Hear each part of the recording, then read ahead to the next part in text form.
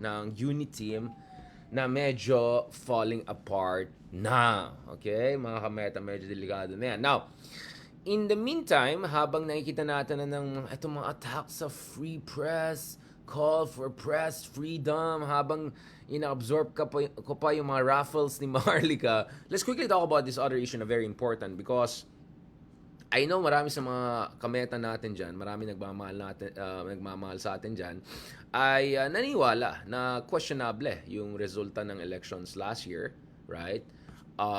Ano daw? Delulu. Okay. May mga nag-question ng resulta ng elections last year. And you know, I and Ronald Diamas and mga others have had discussions about this, no? Na naiwala po kami na yung resulta ng election ay hindi masyadong malayo dun sa project ng mga surveys, and that hindi mo pwede sabihin na lahat ng surveys ay compromised because that's a big claim. Almost libelous din yan, speaking of fake news, right? At kung sasabihin mo na maniwala ka sa Google Trends na lang, napaka-questionable basihan ang Google Trends for making reasonable claims about actual election preference. Kasi Google Trends looks at kung ginugol mo yung isang tao dahil interesado ka sa kanya. So, I don't know, Kanye West. You may hate the guy reasonably, but the guy will be among the most Googled people out there. So, that doesn't mean you're going to vote for Kanye West if he runs for president again. Diba tumakbo siya for... It just means you're interested in the person as a topic, right? So, very questionable in Google Trends. Now, having said that, tayo po naman ay open-minded persons, no? And we always make analysis based on available evidence, right? We make analysis based on available data, mga kameta, no? Available data, available evidence, and also tinitingnan po natin mga latest development, no? Now, over the past 6 months, may mga kasamaan tayo na very passionately have been questioning the technical aspects of last year's elections and have been raising serious concerns whether may integridad yung electronic logistical system in charge dun sa ating elections, no? And in that light, mahalaga itong latest na so from SMNI, ito na transition na tayo sa Smartmatic. So may mga developments over the past 24 hours or so that I definitely think are worth mentioning. And I think we'll have to have a proper and in-depth analysis on them also with other friends and experts, including those who also share some of my skepticism about questioning the entire result of last year's elections. But let me be absolutely clear. I'm 100% for elections integrity. I'm 100% for making sure na walang kalokohan. And at parati ko sinasabi, isa sa problema natin is that we're already looking at the downstream. Upstream pa lang, meaning vote buying pa lang, ang laki ng problema sa ating bansa. Sa aking palagay, yung malaking cheating problem sa ating bansa ay vote buying and voter intimidation. Bago pa yung vote count. But speaking of the vote count part, let's look at the latest. So may breaking news po kahapon na Comelec ay nagbabar na po ng technology company Smartmatic from participating in future elections sa Pilipinas ayon kay Chairman George Garcia. This is a big development, mga kameta. Malaking issue yan, mga kameta. So we saw this news kagabi na breaking news, yung mga kaibigan natin dyan sa Rappler, they posted about this. This is serious. Hindi ito trivial, mga kameta, no? And we have to follow this very carefully. So ito po yung breaking news na hindi na po gagamitin ng Smartmatic. And interestingly, the situation with the Smartmatic is also having, kasi I think it's the same company, di ba? Meron din silang problema sa kabila ng mundo, sa Amerika, pati si Rupert Murdoch, no? Might lose his position. This is the same company, right? Itong Smartmatic na involved din dun sa election sa US naman. Kasi di ba, yung problema naman sa US is yung concerns about fake news by Fox News, etc. So, assuming these two are the same company, which I expect them to be the same company, nakikita na natin actually both in the Philippines and US under assault na itong Smartmatic. So in the US actually right now, Rupert Murdoch, the oligarch, the ultimate oligarch succession king sa media po, ay potentially mawawalan na siya ng position, no? Even his kind of emeritus position dun sa defamation case based dun sa... Now, this is a different, of course, very different case, no? In a sense that this is about the fraudulent attacks on the result of the election.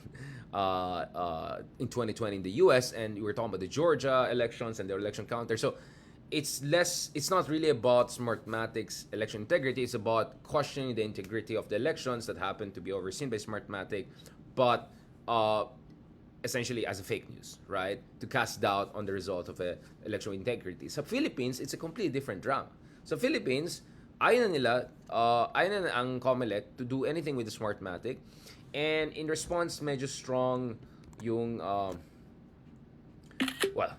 medyo strong yung response ng Smartmatic. Let's just talk about this shortly because this is important, mga kameta. Hindi ako dismissive, di ba? When we see developments, when we see evidence, when we see data, as John Maynard Keynes said, when facts change, my minds change. So if you provide me evidence, actual evidence that there's something seriously going on there, and then I'm always ears, no? Okay, so ito mga kameta. Tingnan natin na. So this is today. So sabi ng Smartmatic, we're very confident that had Comelec informed us of the matter, allowed us to explain our side and present countervailing evidence, unfair disqualification would not have been meted out. So now yung Smartmatic naman nagko-complain. Again, just to be clear, the case in the US is very, very different. It also involves Smartmatic, but in a completely different sense. In a sense that it's about Fox News questioning the integrity of elections questionably, right? This is a different case. This is people in the Philippines questioning whether Smartmatic is the right partner for automated elections.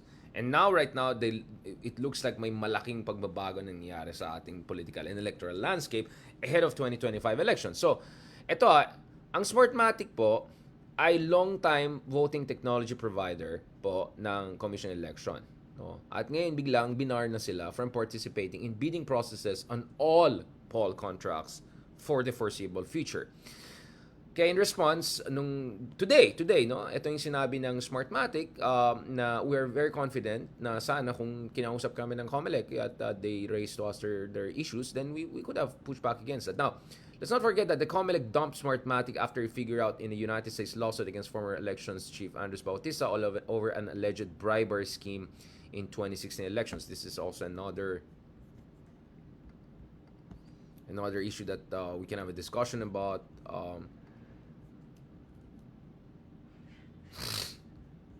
Grabe, ang dami nangyayari. Now, ang dami nangyayari dito. But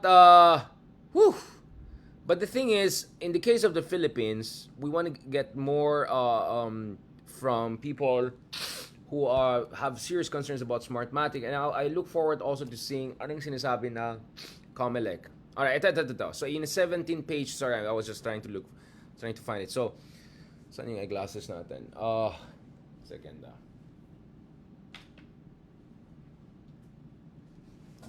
In a 17-page ruling by Comelec released kahapon, Wednesday, November 29th of 2024, dun in response to a petition submitted to the poll body in June by the team of former Information Communications Technology Secretary Elicio Rio. General Elicio Rio, of course, you guys are very familiar with him. He has been at the forefront of questioning the integrity of the election process.